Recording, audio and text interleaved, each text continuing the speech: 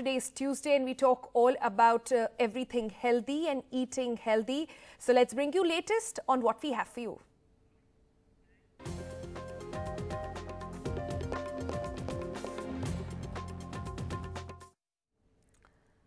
So it is no secret now that Delhi's air is the worst, India's air is the worst, and in Gurugram specifically, it is the most polluted and the worst air in the country as well. Now, with the changing season, it's impacting us more, and a lot of people around us are falling sick. So how do you do and what do you eat to build your immunity? That's our focus today on Healthy Tuesday. We have Manjari with us. Good morning, Manjari. Not very great news coming in for Delhi and NCR region. A lot of people around us, even, my colleagues here at work, everybody falling sick. Is there something that can be done to ensure that we build up immunity, we eat right, and is there a possibility that we can actually eat our immunity? Yes, we can, but the thing is, many times people think that immunity is just about having vitamin C and things like that. It's much more. To start with, we have to understand that immunity comes from your gut. If you don't have a strong gut, if you have inflammation and injury in your digestion, there will be very low immunity. That is one. And the second thing is, a lot of us are low on micronutrients, things like zinc, selenium, iron, copper, folate, B12. When these are low, you will have a low immunity. So a better strategy to be good and to survive this changing weather and pollution is to keep your immunity high. And that's a long-term thing. It's really not just taking citrus fruits, yes? Yeah, but the thing everybody says is just have probiotics. That's like the latest trend. Just fill yourself up, load yourself up with probiotics. Is that the way forward? That's true, because we were talking about gut health, inflammation. All of us eat refined things. When we eat refined things, the gut has to work overtime. It becomes inflamed, it becomes leaky, the mucosal lining becomes really sad.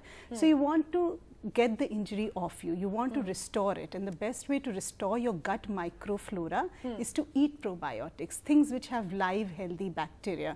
So if you go around India, in any part of India, curd homemade was a part of every culture. Go down south, go to north, go to Gujarat, people were eating homemade curd, which was sour curd, in fact, is eaten in down south, which is a very good probiotic. In fact, this brings me a lot of times when we would step out of our house, our mothers would actually feed us a spoonful of curd, especially when you're going out of the house. So is that related as well? Absolutely. It's also very token in that way, it's basically saying that you want to stay healthy, eat a bowl of curd, just before going.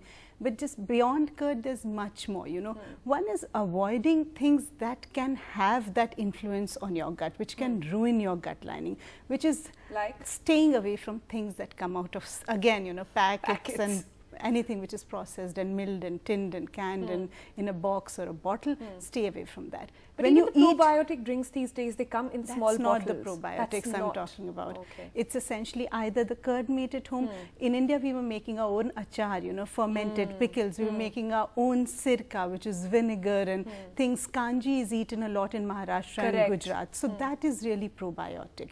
And of course, you can adopt to modern probiotics like kafir and kimchi and swakad. There's so many of them which are available. If you look at Southeast Asia, Koreans, Japanese, Chinese, they eat a lot of these fermented food, and that's the reason they're much healthier than us, as counterparts. Despite all the spicy food that we eat in South Asia. Yes. So there is it's a good idea to eat probiotics through the year. And the second is to build up on your nutrition. If you know that you're low on, if you're eating again refined processed food, you'll definitely be low on iron and calcium, but on micronutrients, iodine, zinc, magnesium, selenium, folate, B12, nobody is checking them, So when you're eating the entire plethora, eating whole lentils and beans and grains, lots of fruits and vegetables, by the way, which are amazing sources of vitamins and minerals. And this is a good weather for that. You have a lot of fruits in the market. Absolutely. Every color that you can think of. We talk about the colorful, the rainbow spring is on the plates these days. Yes. So eat the blues and the yellows and the oranges. Pick it up. Also hydrate yourself. That's also very important. When you're dehydrated, your body tends to fall sick. And many times we don't really figure out that we are thirsty. We think we are hungry because there's only one receptor in the brain both for hunger and thirst. You think you're hungry, you end up with a coffee, whereas you just wanted really plain water, you know. Guilty as charged. Lots of water. And the last thing is stress, you know. The way we are living, the type of stressors we carry on a daily basis are continuously havocing with the neurotransmitters, with the hormones, with our immunity. So just relax, you know, do some deep breathing, go for a walk, you know, take those little measures. But I felt with stress and eating, it's like it's vicious circle, because if you're stressed, you end up eating wrong, and if you're eating wrong, it further accelerates your stress levels. When you're stressed, your levels of hormones, the dopamines and all become low. So you're looking at comfort food which can bring those levels back, and that's when you rush for sugar, you rush for salted, crispy, crunchy snacks, which are obviously bad food, you know. Okay, very quickly, this is the time when perhaps we are saying goodbye to winters. Everybody has these nice lavish brunches at home, and the quick thing is how to serve a healthy stuff out there. So if there were quick healthy snacks that you could keep in mind or serve at this time of the year, some which would be? Yes, anything homemade. Make some pancakes, make some really nice fritters with vegetables, make some, you know, homemade pakoras, which are a lot of vegetables with besan and healthy oils and spices. Deep fried? Yes, you can also fry it in an air fryer and all. There's nothing wrong in eating oil. If you're eating the right oil in the right amounts, that's not wrong really. We think that fried is just refined oil, that's where we go wrong. If you could use the right oil for frying, it would do good. And of course, using less oil. So make your pancakes, make your fritters, make pakoras, cut a lot of fruits and vegetables, add some peanuts and a lot of sesame into it, and you know, serve it in small bowls.